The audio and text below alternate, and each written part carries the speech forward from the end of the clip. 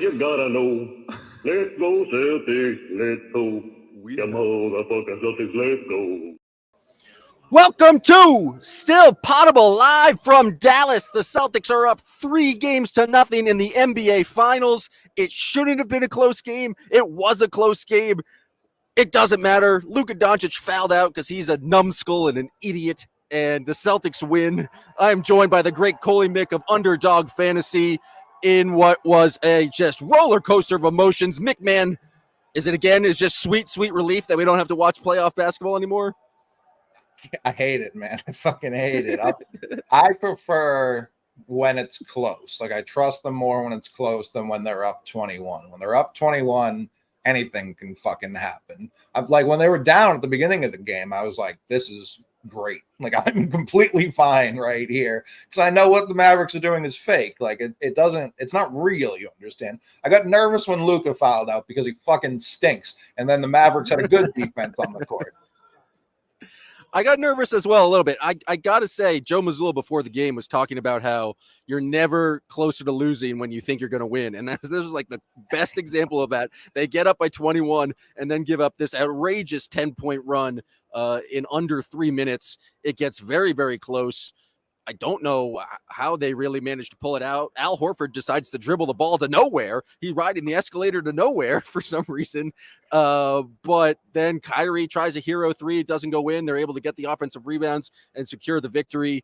I will disagree with you at one point. When they were up 21 and the kind of process from going up just the third quarter to the start of the fourth quarter, this sham of a building, this mockery of an in-game presentation of an NBA game, the collective groans and like the sadness in the building was filling me with such joy. And I should have listened to Joe Mazzulla because I thought I was winning, and that's when losing's creeping up there, ready to kick you in the nuts. Yeah, it's always lurking. I was happy when Al pushed it, but he's done this consistently as a Celtic. He knows he's not trying to get to the rim to score, but he doesn't know where to stop. Like, he doesn't know where to pick up the ball. Josh Green gave him like 2 hands to the back. I didn't even complain about that because I was just like, that's 100% Al's fault. Like, what do you want me to say here, Al? That's what happens with a minute left in a close playoff. Yeah, you made such a great you can't Bob Cousy dribble willy-nilly across. Just stop where they call timeouts. Don't call a timeout. Just stop there. You're other than Lively, you're the tallest man on the court. Just stop it and hold it above your head. Like, Josh Green's not going to do anything there. But other than that, Al was great. Kyrie, he tried to take him on an island. He tried to take Derek White on an island. All this after Luka went out. It became more of a one-man show. Like, PJ, I think, put up 1 3 that came off of a pump fake. But yeah, it was mostly just like, what's Kyrie going to do? And he was good offensively this game. He was horrible defensively. I mean, there were the foul he had on Jalen where he started complaining immediately. It's just like, what were they doing? Like, is that how they think defense works? Is this what people were talking about? This is the vaunted Mavs defense that won them the Western Conference? I mean, when the Celtics gave up this huge lead, it was nothing the Mavericks are doing. They just completely stopped, and they're like, it's 6 seconds left on the shot clock. Peyton Pritchard time, and they did that for 3 consecutive possessions. Yeah. It was Peyton is a Luka stopper. He did clamp him up multiple times in the first half. I mean, this is like the Mavericks got their volume scoring from Kyrie. They got it from Luka, but then the Celtics also got the game. I have to check behind me for a look at the giant jumbotron to see what they're they don't even have it up there. What they shoot from 3? To who? Something close to 40% the Celtics did. Yeah, so the Celtics 17 of 46 for 37%. There was a point in the fourth quarter where they were shooting exactly 50, 40, 90. It ended up being 46, 37, 93. So yeah, it was, again, the Mavs. They fucking outshoot the Celtics from the free throw line. Adam Silver and his cronies doing all they can to keep this series close, and it still just doesn't matter. The Mavs can't crack 100 points yet again, Jam Packard. Yet again. I didn't realize they didn't get 100. That is humorous. That is quite funny. No, it's like they had to feel badly when they played as well as they did in the first quarter and were only up by 1 point. And it was just math and margins at this point. Like the Celtics, I just didn't even play well, but knocked down. I think it was a 5-2 3-point advantage at that point, and that just kind of kept them in the game. And then I thought it came out, and the Celtics played some of their best basketball they've played in a while in that third quarter. That was just a dominant third quarter. It didn't have to get close, but that's just the Celtics that we know and love. But I just thought the Celtics with this, they were just committed to shooting threes, and everyone seemed to just knock it down tonight. Derek White hit some huge threes at the end, even though he struggled early. Hauser hit some big threes in the first half. Even Jason Tatum, who kind of disappeared in the fourth quarter. Like you. Like me. Yes, Jam has disappeared. I will carry your stream. Fucking Derek White, I know he started 1 of 5 from 3, and he had a couple ugly misses. He finishes 4 of 9. That's what Mazzulla has instilled in this entire team. When Derek White got here, it was a midseason trade. I can't expect him to be perfect immediately, but he turned down a lot of shots, especially if he missed his first one. Mazzulla has told him, if you stop shooting, you will be on the bench next to me.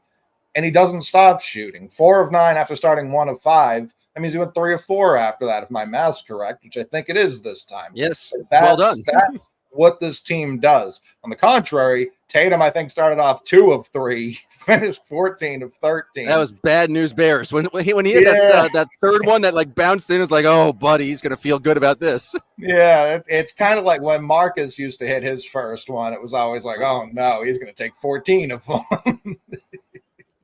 And Tatum, 20 points in the first half. I thought it was impressive. I thought he took some bad, some of the bad sidestep threes that we've been talking about, but I thought he was pretty solid, effective. It was really, he did, I think, only 7 points in the second half. It was Jalen in the second half. Jalen in the third quarter was phenomenal. Just driving the ball, he knocking down mid-range shots. Also, he knocked down some very key, just mid-range, need to have them buckets when the Mavericks were coming back, just making sure that lead was at 4, making sure that lead was at 6. I thought Jalen was just phenomenal in the second half. He basically iced it with that mid-range he hit. PJ kind of stumbled, and that just gave him that opening. He's so good at being patient, waiting for that slight opening to go up with it. It'll get him into trouble once every 10 games where someone plays it perfectly. Other than that, he's just sitting, waiting patiently. Once he gets his sliver of light, he goes right up, and I've been saying it for a while. He's one of the best mid-range players in basketball. KD, obviously the gold standard. DeRozan not far behind that. I'm hard-pressed to find many other people who belong in that conversation with Jalen. Yeah, and Jalen's efficiency is something that he just doesn't get any credit for. But I think his true shooting percentage or effective field goal percentage, one of those nerd statistics that they're always talking about, has been better than Kyrie's in the playoffs for the past 7 years. And so I just thought he was great in especially when they needed those buckets. Their offense definitely stagnated, but sometimes in the fourth quarter, when you just need a bucket, they went and got a bucket. And then they got back to the drive and kick game. Drew had a nice drive to find Derek White to knock down some threes. Crazy pass. Oh, yeah. And Drew didn't have the same. Obviously, they didn't just let him hang out and dunk all game like he did in game 2. But he still had a pretty effective game. I got to put my hand up. I was wrong about the Javier Tillman minutes. I thought that was not the right call. And I still think he was a real stinker on offense, except for that one corner 3. I was going to say, what did the building sound like when he hit that 3? Oh, well, so that corner 3 came after a Tim Hardaway Jr. long 2 ISO. And I was giggling. After Tillman hit that 3, I was audibly giggling, and I had multiple Mavs reporters because I'm sitting in the way back row with no place to put a computer. I was just sitting in the slap in the back row concrete, and multiple Mavs reporters just gave me one of these. There's nothing I could do but guffaw at the Tillman three. Listen, that's the correct response. You got to call it like you're an unbiased observer, J.M. Packard. Unbiased. That was fucking hysterical. Like, that was very funny. It was also funny because there's no cheering in the press box, but there was two, Sean, you said they were German reporters, two German reporters who were just like loudly cheering in the press box for the Mavericks. So I felt like we were in good company. But I thought Tillman was fantastic on the defensive end. Turns out the man could move his feet like everyone said he could. And Kyrie tried to ISO on him. Luka tried to ISO on him. And it just, it didn't work for them. I thought Tillman was phenomenal, despite, I think, the offense slowed down somewhat in his minutes. But without Porzingis, I thought he filled in brilliantly. It's definitely not the same 5-out offense by any stretch, even if he is shooting 100% from three in the finals. I don't want to draw like unnecessary parallels, but it did kind of feel like the PJ Brown shot. Oh, yeah. Obviously, absolutely. That was a 2. I'm sure I'm not the only person to draw that comparison, but has he scored like in a month? You know what I mean? Like, this is another midseason acquisition. Obviously not at the end of his career, but he is a senior. Just great, +9. And it kind of makes sense that he can stay with Luka since Luka's slow and likes to do that slow down shit. He likes to try and push off. I'm not even saying it's a foul. He likes to just get his space, very common amongst the NBA. And Tillman's arms are just so fucking long, it doesn't like he's not affected by that. And Luka can't push him because he's twice his size. So yeah, I was thrilled with the Tillman minutes. I was shocked we didn't see anyone else. I thought it was a little too much Pritchard at the end. Not that he was bad, but when he was forcing it's always a little too much Pritchard in the fourth quarter. Every single game of the series, it was like, why the fuck Pritchard's still in? And like he has some good moments, but it's always just like 3 minutes longer than I think it should be. But I thought a very loud "Let's Go Celtics" chants breaking out right now in the corner. Yeah, I see Jason Tatum walking off the court. I think the entire Celtics organization is here. I'm pretty sure I ran into every single Celtics employee I know in the elevator, along with JJ Barea. It was an interesting mix. Okay. The Mavericks staff just let JJ Barea cut everyone to use the elevator before everyone else, which feels fair. He won him a championship. But yes, large Celtics contingent here in Dallas. The Celtics are up 3-0. They won without Kristaps Porzingis.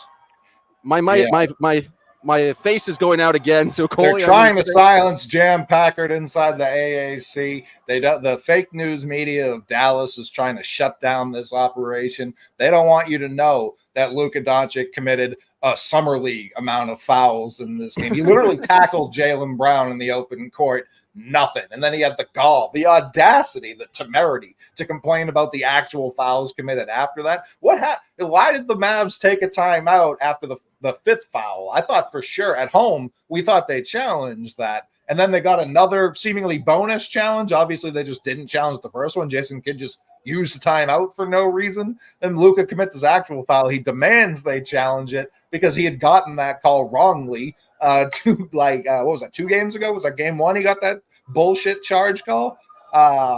Yeah, that was I got nervous when he fouled out because he's been so fucking bad. What do you have? 27 on 26 shots tonight. Excuse me, 28. 27 on 27 shots. Yeah. He was bad. And I got to shout out Joshua B because Joshua B is giving me shit the entire series for saying Luka's the best player in the series. Honestly, I have no idea who the best player in the series is right now. It's got to be Jaylen. It's got to be Jaylen Brown at this point. But Tatum has his moments. Drew had his moments. Oh, yeah. But like Luka has just been not good at all. No. Yes, this is a revenge for the assassination of JFK. I will be going to Dealey Plaza tomorrow to conduct my own investigation and go into the Texas Book Depository. I'm trying to get Jay King to the grassy knoll, but there's no chance he cares because it's got nothing to do with basketball. But shots took place. Just sell them on that. How many though? Huh?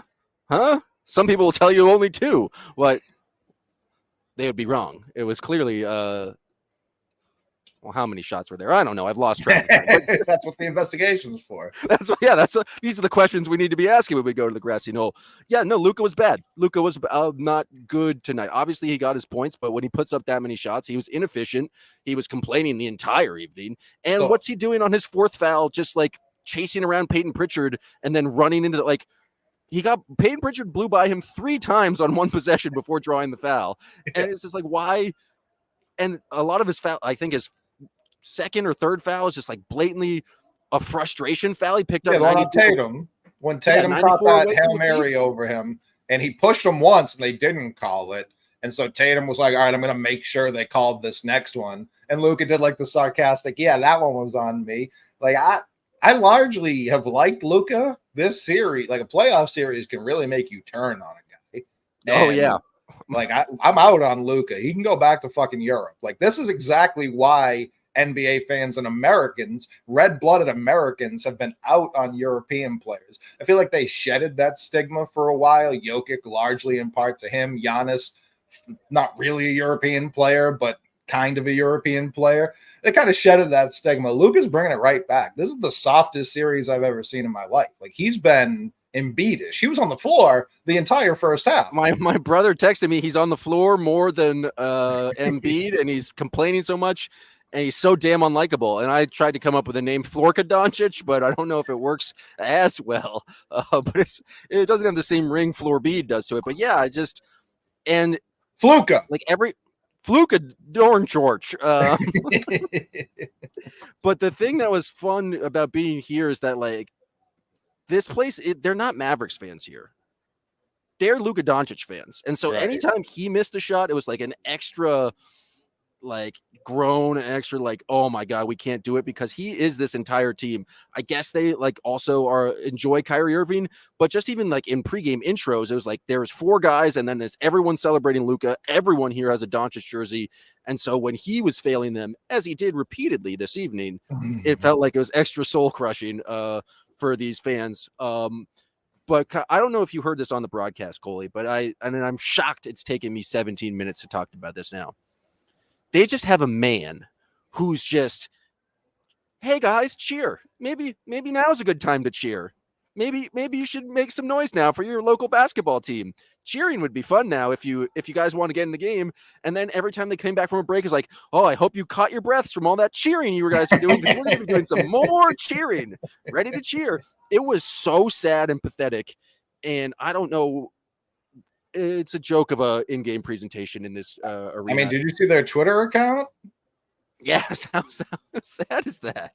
AAC, time to get like while they're down 21 too. Like, it's not like a tie game, and that would be worse. But it's like, hey, you're getting fucking curb stomped, dude. Why would they be cheering loud? Patrick Mahomes and his cocaine jaw sitting courtside while he has to watch this. Like, he's gonna hate the city of Boston more than anyone. Tom Brady owns his soul. Tom Brady's getting his number retired simultaneously to the Mavs getting curb stomped in front of him. It's no coincidence that Brady did the Celtics finals hype video and Mahomes did theirs, and this is the result. Like, this is what always happens when Mahomes tries to play Boston every single fucking time.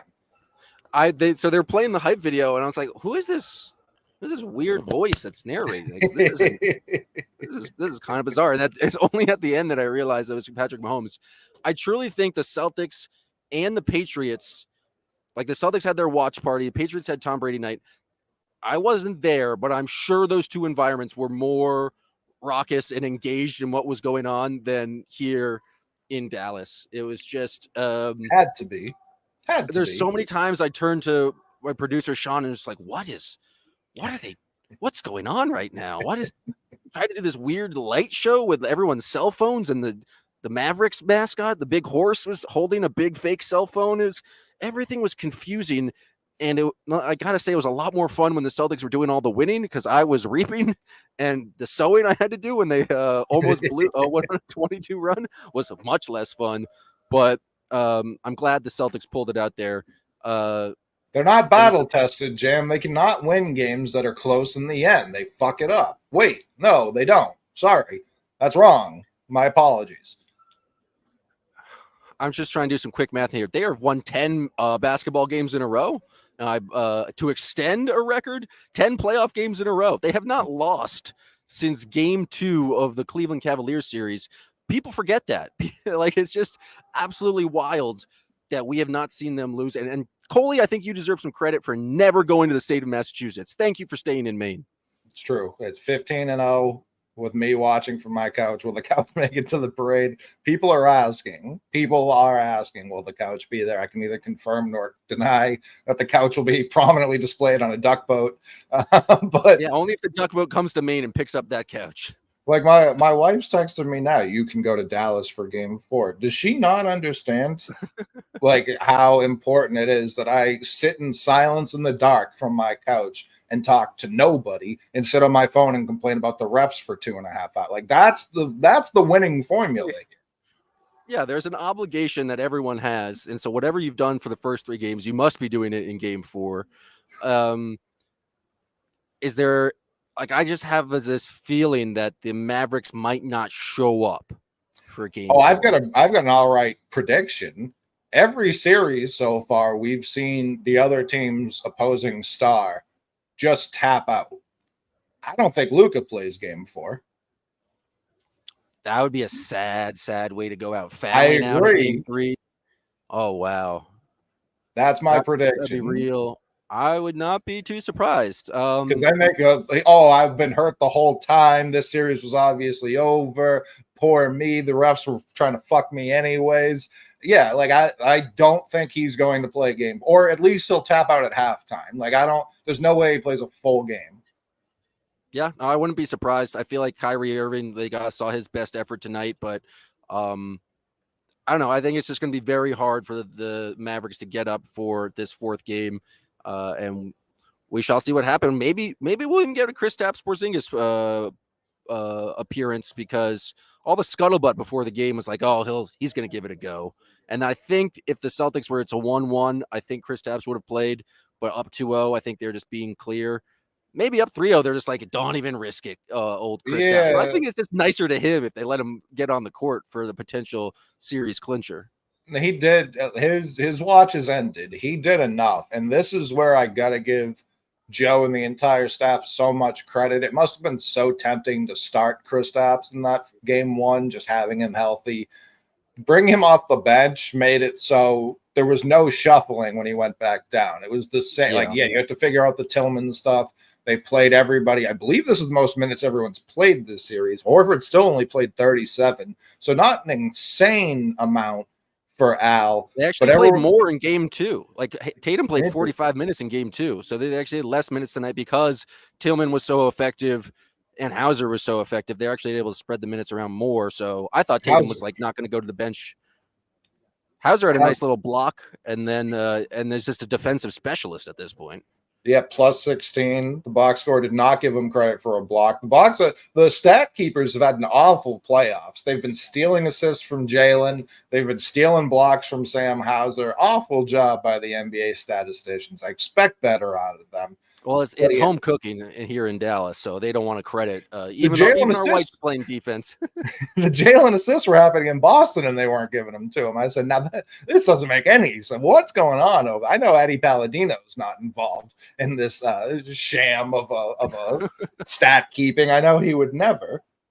No, he would not. And it just comes back to just that man must be so tired begging these fans to cheer. It's gonna be. His watch is about to end. I wouldn't play Kristaps. I would stick with what got him here. Even coming into this game, I thought I wouldn't necessarily, like my neighbor Brian, who I know I've talked to you about before. He was a K-State head athletic trainer, so he knows a lot about this. So he was talking to me about the Porzingis injury. He was like, they might be able to suture it a la Kurt Schilling. Don't want to bring up his name around these good times, but much like that bloody sock game. But pitching and like being switched to pick and roll isn't quite dunking, leaping. Yeah, like it's not quite the same. Listen, we're here to win multiple of these fucking things. You know what I mean? Let's not fuck around with Kristaps. Let's get him this surgery once the series is final. Let's get him back by Christmas, and let's go do it again next year. Like that's where I'm at right now. This is fucking over. That's fair. And you know what else is over, Coley Mick? this post-game podcast because we got to go and do a whole nother podcast. But we appreciate Coley Mick from Underdog Fantasy, from Third Time's the Charm, from Section 10. Thank you for joining us. Go Celtics, I guess. I don't even know if we need to say that. I feel like a pretty just end it. Give me the sweep. Give me the dominant 16-2 all time. Make it an all-time 80-20. 80-20. That'd be fantastic. And so everyone who's tuning in live on Twitter, on the YouTubes, if you enjoy the show, go to a Patreon. I told myself I would give the sale up front this time, but I just got too excited, too amped. Patreon.com/stillpotable. We got podcasts for days from myself, from Jay King from The Athletic, from Brian B. Rob. Thank you to Sean for producing. We'll be back for tomorrow with more podcasts. We'll be back live after Game 4.